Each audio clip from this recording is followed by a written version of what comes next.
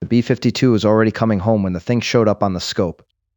It was before dawn over North Dakota, October 24, 1968, and JAG-31 was working back toward Minot Air Force Base. The cockpit was not in panic. It was doing what a bomber cockpit does at the end of a long training flight. Headings, altitudes, checklists, radio calls, the dim glow of instruments, and the low, steady sound of 8 engines carrying a huge aircraft through the dark. Then the radar operator had a return off the left side of the airplane. Not a distant smear at the edge of the screen, not a vague light on the horizon. The Air Force reporting data would place it about 3 miles abeam and left of the B-52. Then it closed. The return came in toward them until it held around 1 mile away while the bomber kept flying. The crew later described it as sharp, irregular, and at times almost rectangular. Big enough on the scope that it did not feel like some tiny accidental blip. The crew could still hear the ground. That is the part that makes the scene tighten. The receiver was alive. Instructions were coming in. The aircraft's identification equipment was still working well enough for ground controllers to track them. But when the B-52 tried to transmit, the words did not reach the tower in any useful way.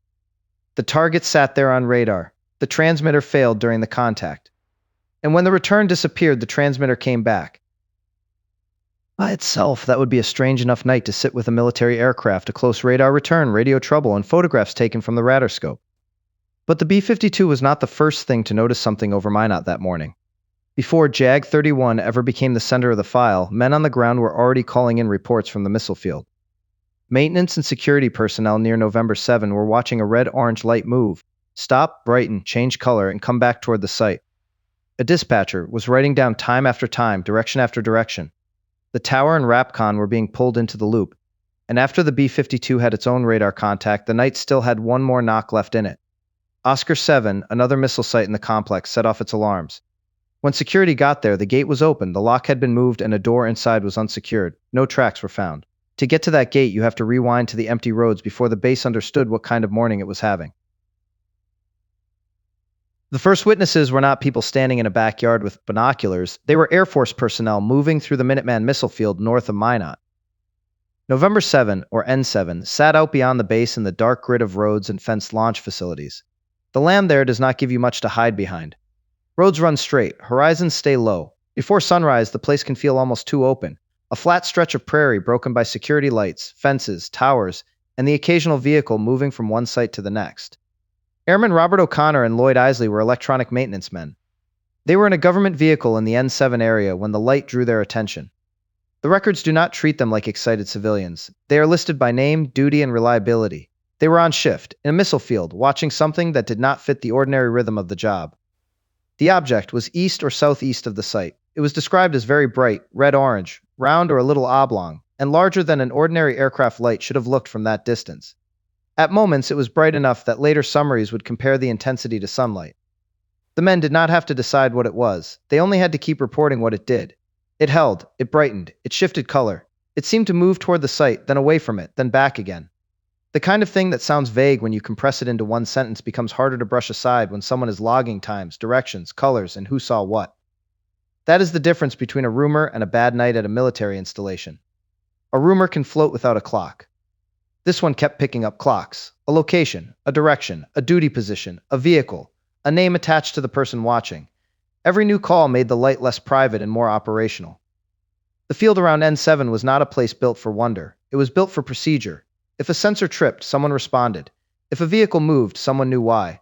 If a light appeared near a launch facility, the first job was not to make it into a legend. The first job was to call it in and keep watching. So that is what they did. The reports began moving through base operations. Around 3 in the morning, the base operations dispatcher was no longer dealing with one odd sighting. The log begins to read like a person trying to keep up with a light that will not settle into one behavior long enough to be dismissed. One entry has it east of N7, moving toward the site with a brilliant light. Then it is flashing on and off. Then it moves south.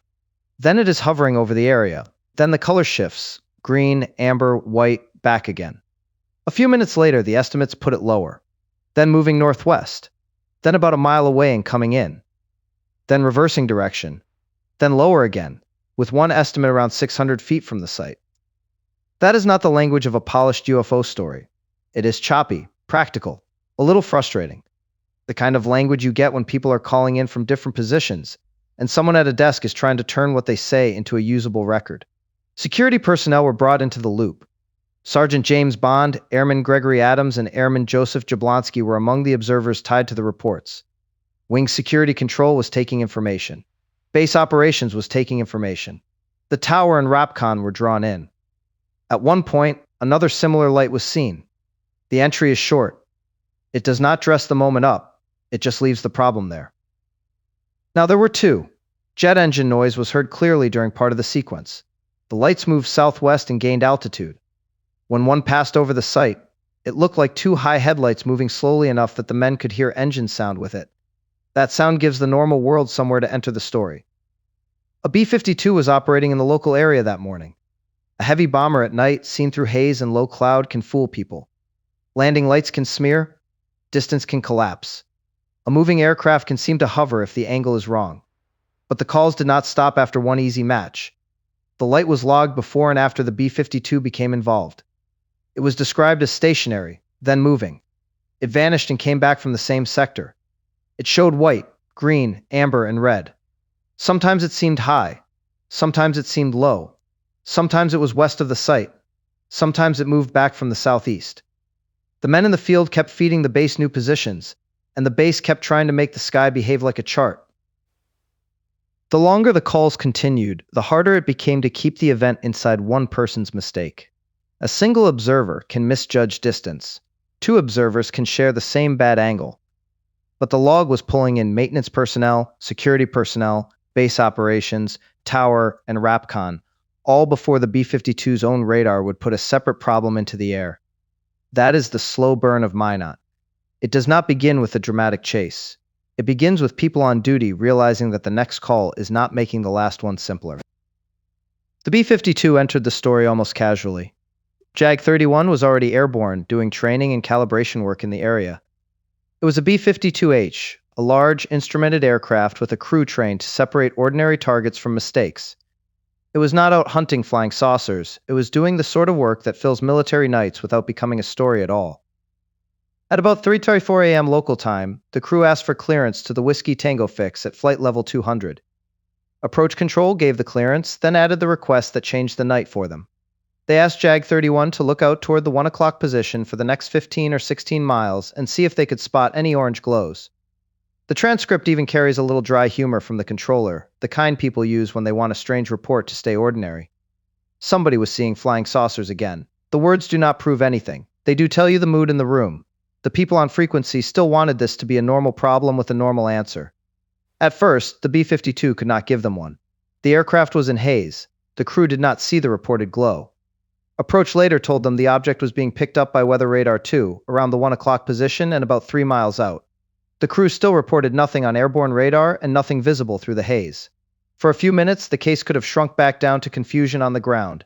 Security men see lights. Weather radar shows something messy. A bomber is asked to look and finds nothing. That is how plenty of strange nights end, not solved exactly, just worn down by uncertainty. Then JAG-31 rolled through its turn, began the penetration, and the radar inside the aircraft found a target of its own. After the B-52 rolled out of a right turnaround toward the take-in initial approach fix, a bright echo appeared on the aircraft radar. The Air Force reporting data places it about 3 miles abeam and left of the aircraft. Then it closed rapidly. The word matters less than the motion. It did not simply appear and vanish. It came in toward the B-52, and then held near 1 mile while the aircraft continued for roughly 20 miles. Inside the bomber, that is not a campfire rumor. That is an instrument return being watched by people who work inside instruments.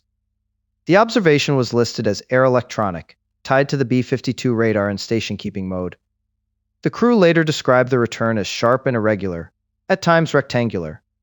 It looked larger on the scope than a KC-135 would appear during refueling. That does not tell you what it was. It tells you the crew had a familiar comparison for a large aircraft return, and this target did not feel small or casual to them. The cockpit still had to keep flying. That is the part that gives the scene its weight. Nobody gets to step outside the aircraft and stare at the mystery. The crew is working an approach, managing headings and frequencies, listening to controllers, watching the scope, and trying to hold a normal flight path while the target off the left side stays with them. The tower operator watching the B-52 through binoculars did not see a matching object beside the aircraft. The crew did not visually see the radar target during that part either. That keeps the story honest. The radar return was not confirmed by a light hanging visibly off the wing, but the absence of a visual object does not remove the return from the scope. It sits there in the record, close, sharp, irregular, and moving with the aircraft long enough for the crew to describe it, photograph it, and connect it to the radio trouble that came next. The most uncomfortable part is how calm the setting remains around it. The bomber does not become a haunted house, it remains a working aircraft. The crew still has to keep altitude, heading, airspeed, and approach discipline. The radar operator still has to watch the scope as an instrument, not as a symbol. If the return is an error, it needs to be understood as an error. If it is not, the aircraft still has no option except to keep flying.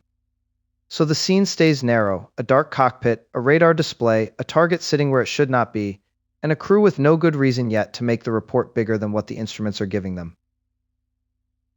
The B-52's UHF transmitter cut out during the radar contact. Not the whole communication system. Not every electrical system in the aircraft. The receiver was not affected. The IFF and identification features were not affected. The crew could hear instructions from the ground. Ground controllers could observe the aircraft's ident, but when the crew tried to transmit normally on the frequencies they used, the signal was weak or missing.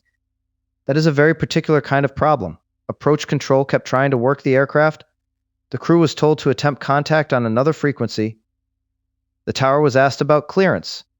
The aircraft was still being flown through the approach while the people on both ends of the radio tried to understand whether JAG 31 was having transmitter trouble, frequency trouble, or something stranger. During the contact, radarscope photographs were taken. That is one reason Minot keeps surviving in UFO discussions long after most cases fade.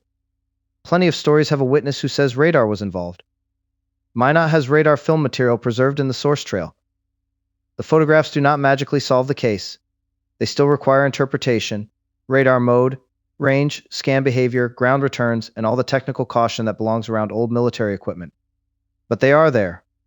The archive preserves a sequence of radarscope images. The Blue Book document trail discusses them. The reporting data says the photos showed the echo.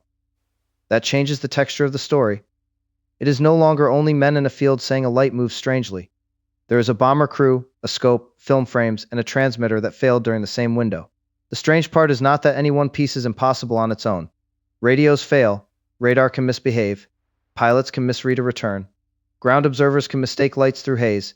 Each part has an ordinary doorway somewhere nearby. The problem is the timing. The return is present while the transmitter trouble is happening. The crew can still receive, ground can still see the aircraft. The scope camera is running. The target stays close enough and long enough to be talked about in miles, not just in impressions. When the crew finally got through, they reported what had happened. The object had been off their left side when they started the penetration, with a radar return around a mile or a little more from the aircraft. The controller asked how far out they had seen it. The crew placed it off the left wing at distance, staying with them until closer in. Then the return vanished, and the B-52 transmitter came back. The aircraft kept flying. The crew still had a landing to complete. The controller still had a base to run. Procedure closed around the strange part, as procedure always does, but the night was not finished with them yet. After the radar contact, JAG 31 continued through approach work. The aircraft completed a low approach, went around, and stayed in the pattern at about 3,200 feet. Then Major James Parton, the instructor pilot in the right seat, saw something ahead and below. This was not the same kind of observation as the radar return. The radar target had been close to the aircraft, but unseen from the cockpit. This next object was visual. A bright orange light that appeared stationary and close to the ground. The reporting data says the B-52 approached to within roughly 2 miles. Visibility at the lower altitude was still listed as 25 miles. That does not make the sighting certain. It does mean the crew was not simply blind in heavy weather. The shape description gets strange if you let it. Viewed from above by the B-52 crew, the object was described with a faint white oblong halo on one side and an orange spot on the other, while the main body appeared as a bright white light. Other descriptions from the ground use different language, including a shape compared to a stingray. The safe way to hold those descriptions is simple. The crew and the ground observers were not all describing a plain white dot. While the B-52 was seeing the bright object below, ground observers were still reporting lights in the same broad window. After the B-52 landed, the dispatcher log says N7 picked up the object again west of the site. It was stationary, then bright orange, then illuminated white, then green. At that point, the clean timeline starts to feel like a knot. The radar target had been close to the aircraft but unseen. The new object was seen, but low and separate. The ground reports overlapped with the aircraft's work in the pattern. Some of those ground lights might have been the B-52. Some might have been stars or ground lights distorted by haze. But the aircrew's later visual sighting is harder to fold back into the aircraft itself. The B-52 can explain some things seen from the ground. It cannot be the things seen by the B-52. So the story splits in a way that refuses to become neat. Maybe some ground reports were the bomber, maybe some were stars through haze, maybe the radar contact was an atmospheric effect or artifact. Maybe the low orange object was Vega, a ground light, or plasma, as Blue Book would later suggest. But during the night itself, the people in it did not have those neat boxes. They had a bomber over a missile field, a radar return that had just left the scope, a transmitter that had just come back, and a bright object below the aircraft near the ground. Oscar 7 enters near the end, and it has to stay in its lane. There is no solid basis to say a UFO opened that site. The final material separated the physical violation from the UFO explanation and said it did not seem related. The honest story does not need to force that door open any farther than the records do. But the timing is why Oscar 7 stays in the room. At 0949 Zulu, about 4:49 a.m. local time, Oscar 7's inner and outer alarms sounded at wing security control. Oscar 7 was not November 7, it was another launch facility in the missile complex, roughly 10 miles north and 11.5 miles east of N7. A security alert team was dispatched. When they arrived, they found the padlock on the chain link fence open and the gate standing open. Inside the complex, a horizontal door had been unsecured, and the combination lock dial had been moved off its proper setting. Then the detail that keeps the event from feeling like a normal trespass report: no tracks, prints, or impressions were found. That does not prove a thing by itself. A prank can happen. A lock can be mishandled. A security system can choose the worst possible hour to make ordinary people look over their shoulders. The record itself allows that Oscar 7 could have been circumstantial or unrelated. But place it where it happened in the night. Ground observers had spent hours tracking lights around N7. A B-52 had been pulled into the search. That aircraft had a close radar return and simultaneous transmitter failure. The crew later saw a bright low object. Then Oscar 7 reported both inner and outer alarms, with an open gate, an unsecured door, and no physical trail of trespassers in the record. It is not proof. It is the last sound in the building after everyone thought the night should already be over. By sunrise, the language changed. The men were still the same men. The roads were still the same roads. JAG 31 had landed. The lights were no longer moving over N7. Oscar 7 was being secured. But once the reports began moving upward, the night turned into the dry architecture of military paperwork.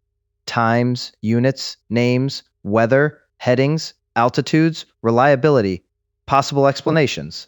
Project Blue Book tried to break the morning into pieces. For the ground visual sightings, the conclusion pointed to Sirius and the B-52 flying in the area. For the B-52 radar contact and temporary UHF transmission loss, it offered plasma similar to ball lightning. For the air visual sighting from the B-52, it offered Vega on the horizon, a ground light, or possibly plasma. For Oscar 7, it said the lock violation did not seem related to UFOs. That is the official answer, and it belongs in the story. Project Blue Book as a program did not conclude that UFO reports were alien vehicles. National Archives summaries of the program repeat the Air Force position that investigated reports showed no national security threat and no evidence of alien technology. Minot is not interesting because an official file says aliens. It does not. Minot is interesting because the night has to be taken apart to be explained. A star for one group of observers, a bomber for another part, plasma for radar and radio, Vega or a ground light for the object below. A separate security issue for Oscar 7. Lieutenant Cole Werlick's reporting data still left several items standing out. What caused the aircraft radar echo? What caused the UHF transmission loss? What source produced the bright low object seen from the B-52 while ground observers were also seeing a light? And why Oscar 7 had alarms, an open lock, an unsecured door, and no evidence of trespassers? None of those items has to mean a spacecraft. They only have to remain what they are. A stack of events that happened close together, over a missile field, before dawn, while a base tried to turn moving lights, radio trouble, radar film, and an open gate into ordinary paperwork. The last image is not a saucer in the sky, it is a B-52 crew coming down out of the aircraft after a flight that was supposed to be routine. It is a radar film sequence being handled like evidence, not legend. It is a dispatcher log with color changes and directions written in plain language. It is security men at Oscar 7 looking at an open gate and finding no tracks to follow. By daylight, North Dakota looked ordinary again. The access roads were empty. The launch facilities went back to their silence. The airfield returned to procedure. The people who had spent the night watching, flying, calling, logging, and searching were left with forms to fill out. That is how the strange part gets buried, not by a cover-up speech, but by format. A time goes into one box, a unit goes into another, a witness gets a reliability line. A possible explanation gets typed beside an event that still feels wrong when you put it back in order. And that is the part that keeps pulling Minot back up. Not one light, not one witness, not one rumor. A chain of events moving through men, radios, radar, photographs, gates, and locks, all before dawn over Minot Air Force Base.